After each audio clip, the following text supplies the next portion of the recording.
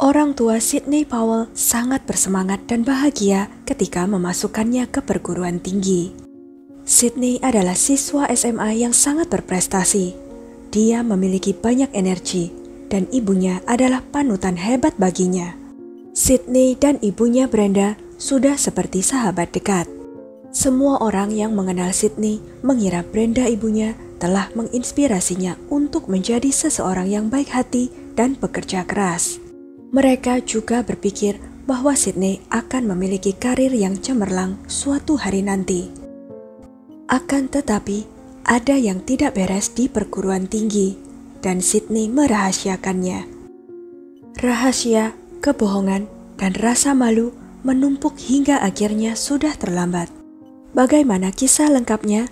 Sebelumnya, silakan subscribe dulu channel ini serta nyalakan loncengnya untuk mengetahui kasus-kasus kriminal yang terjadi di berbagai negara.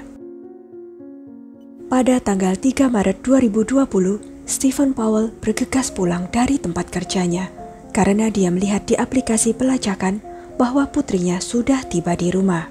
Setiap anggota keluarganya masing-masing memang mempunyai aplikasi pelacakan di ponsel mereka. Stephen harus tahu mengapa putrinya Sidney pulang begitu cepat dan mengapa dia tidak terdaftar lagi di perguruan tinggi. Stephen meninggalkan ponselnya di tempat kerjanya karena dia tidak ingin Sidney melihatnya pulang ke rumah melalui aplikasi pelacakan lalu melarikan diri. Sudah waktunya mereka berbicara dari hati ke hati tentang kuliahnya. Ketika Stephen tiba-tiba menemui Sidney di rumah dan menginterogasinya, Sidney mengatakan bahwa dia mengalami beberapa masalah di kuliah, tetapi dia masih menghadiri beberapa kelas bersama dengan temannya Lauren. Sidney terlihat gelisah dan cemas, jadi ayahnya menenangkan dan meyakinkannya.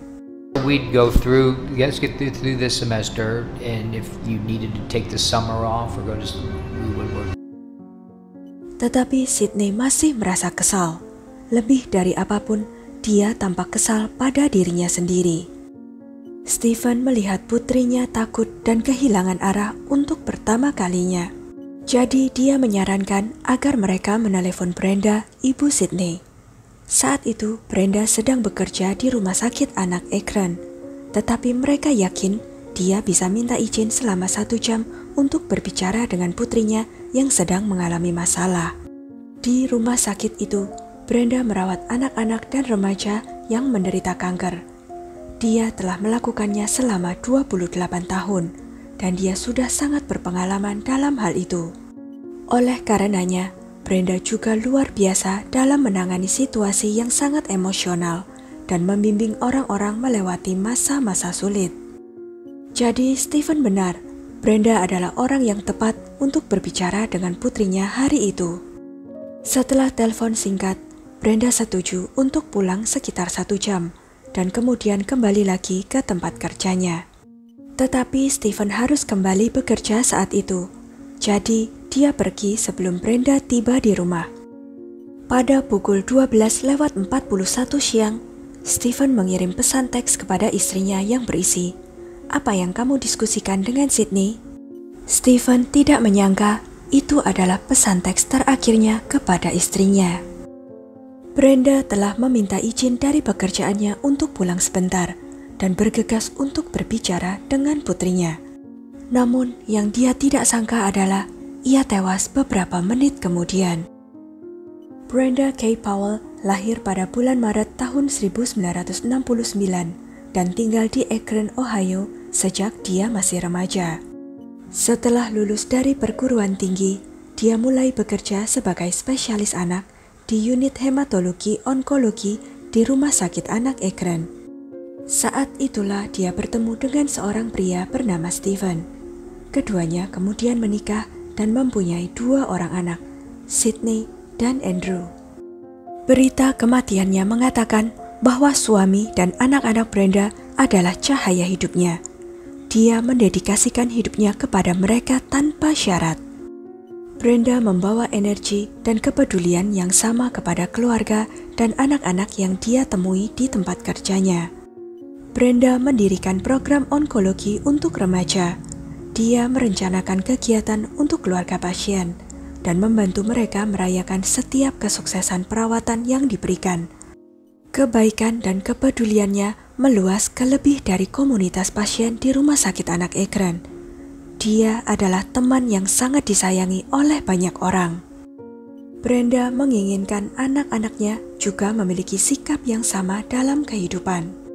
Anak sulungnya, Sydney, adalah siswa yang berprestasi di St. Vincent St. Mary High School di Akron.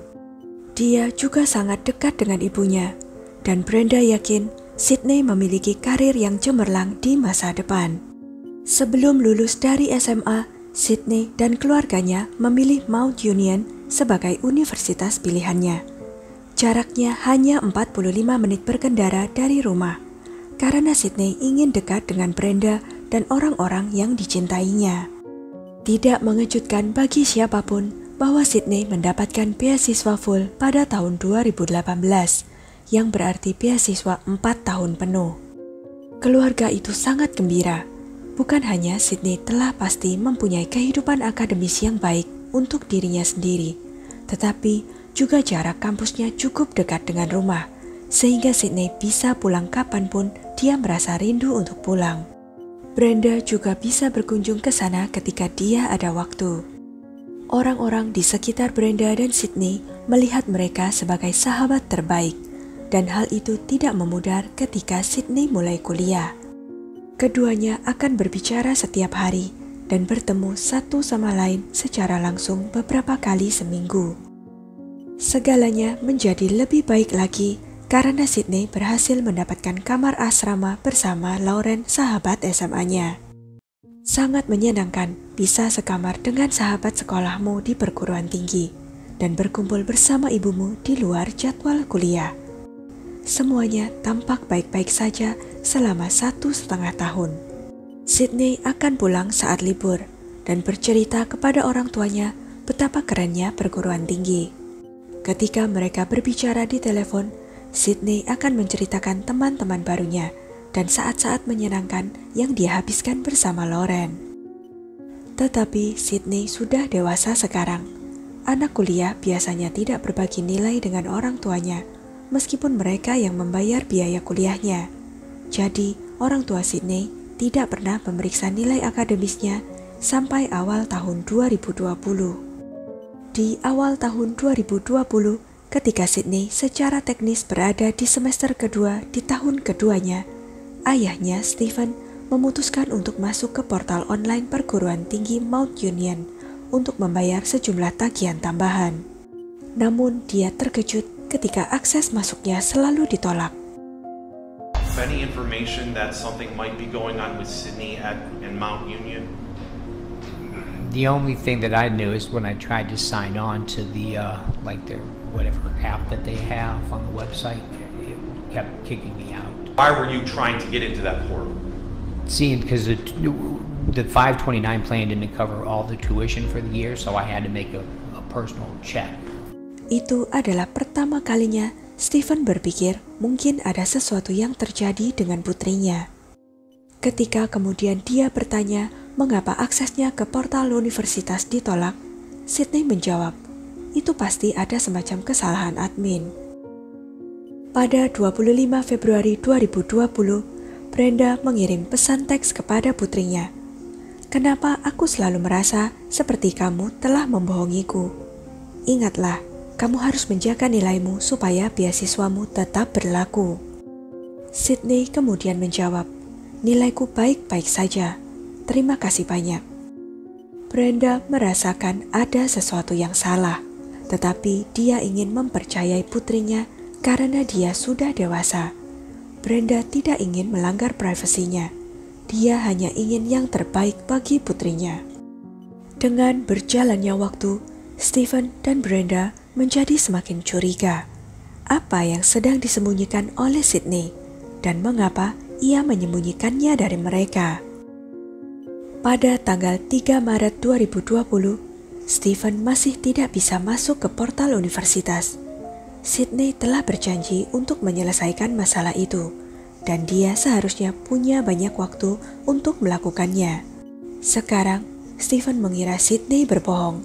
Jadi dia menelepon ke kantor universitas. Dan ternyata Sydney bahkan sudah tidak terdaftar lagi sebagai mahasiswa di Mount Union. Kaget dan kecewa, Stephen memeriksa aplikasi Home 360 di ponselnya. Itu adalah aplikasi pelacakan yang telah digunakan keluarga itu selama bertahun-tahun.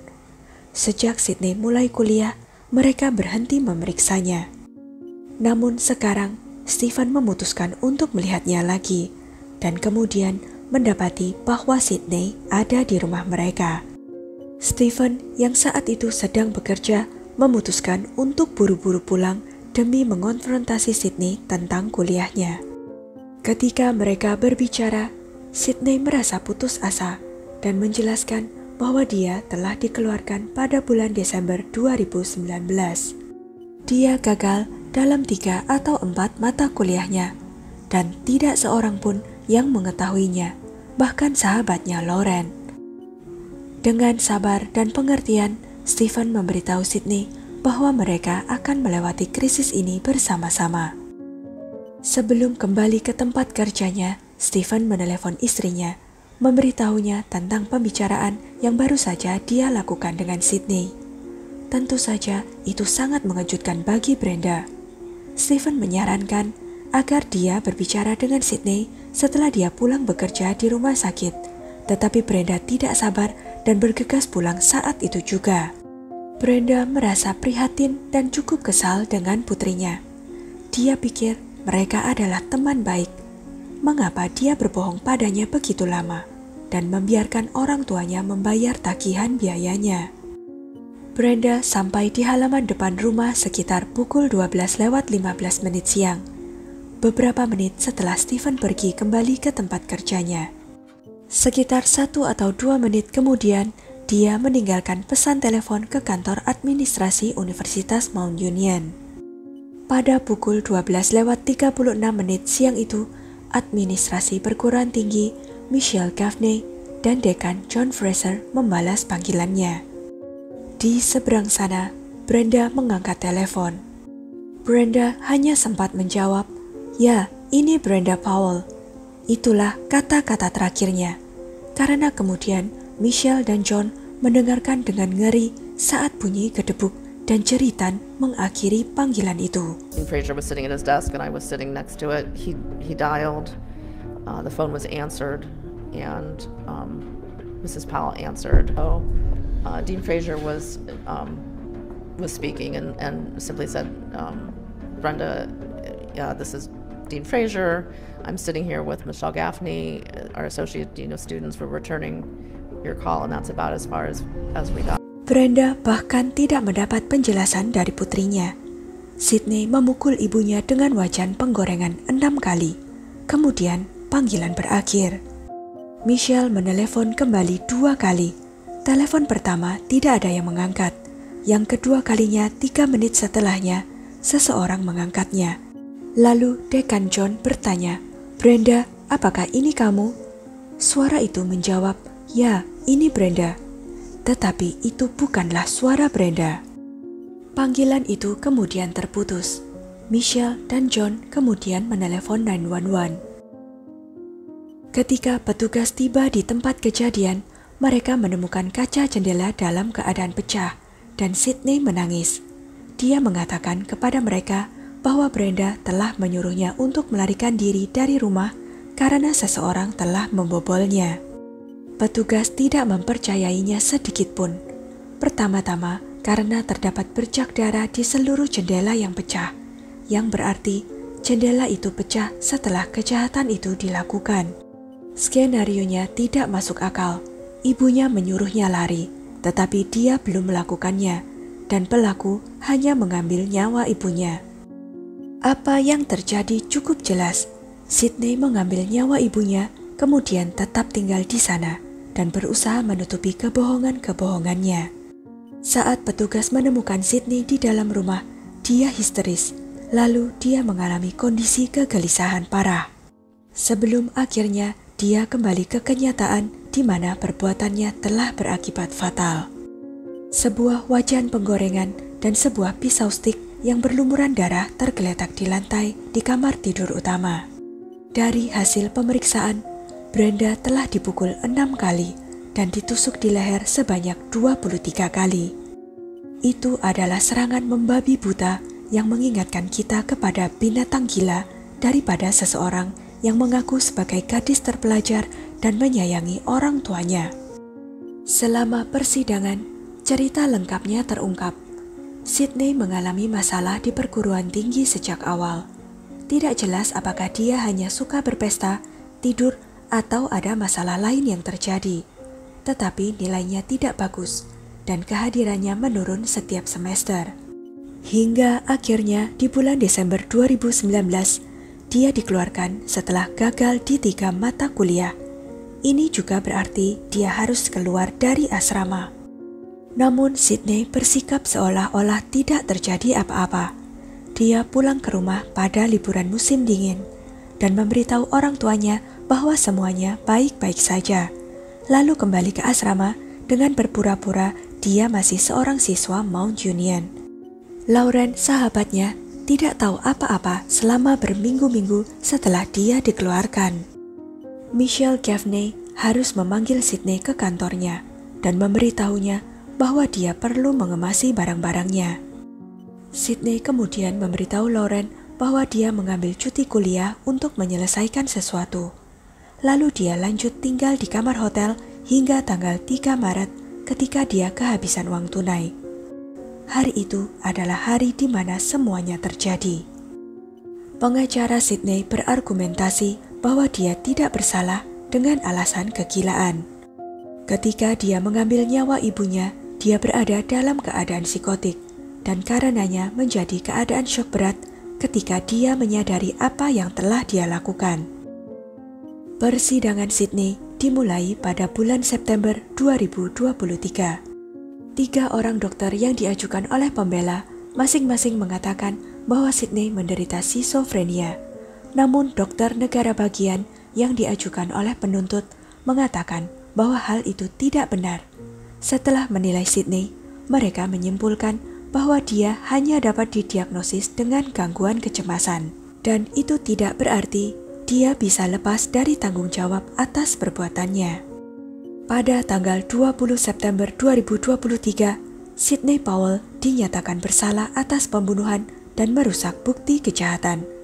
Dia dijatuhi hukuman penjara seumur hidup dengan minimal 15 tahun sebelum dapat mengajukan pembebasan bersyarat. Sydney tidak pernah menunjukkan tanda-tanda masalah kesehatan mental sebelumnya. Sampai dia lulus SMA, Sydney adalah seorang siswa dengan nilai straight A yang digambarkan sebagai orang yang karismatik dan ramah.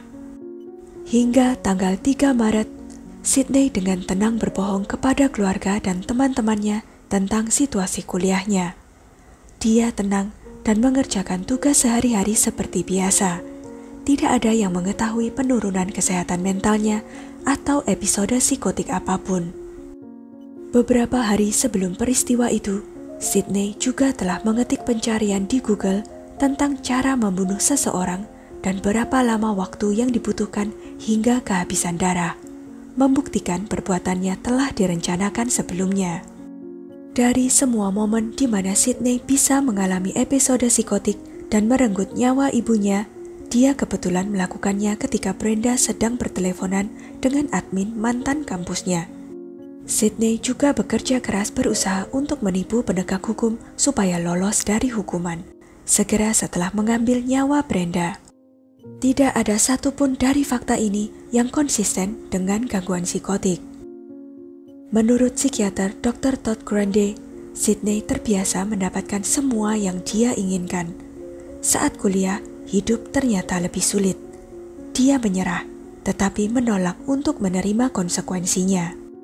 Dia ingin semua orang berpikir bahwa dia menjalani kehidupan yang sempurna, menolak untuk berbagi kegagalannya bahkan dengan orang-orang terdekatnya. Hingga pada akhirnya tanggal 3 Maret, kegagalan total benar-benar menamparnya. Dia telah diusir dari asrama, kehabisan uang tunai, dan ayahnya telah mengetahui kebohongannya. Rasa malu yang dia alami mencapai titik tertinggi, dan dia melampiaskan kemarahan dan frustrasinya pada ibunya. Mungkin saja Sydney menganggap Brenda sebagai sumber tekanan baginya, orang yang paling ingin dia sukses dalam hidup.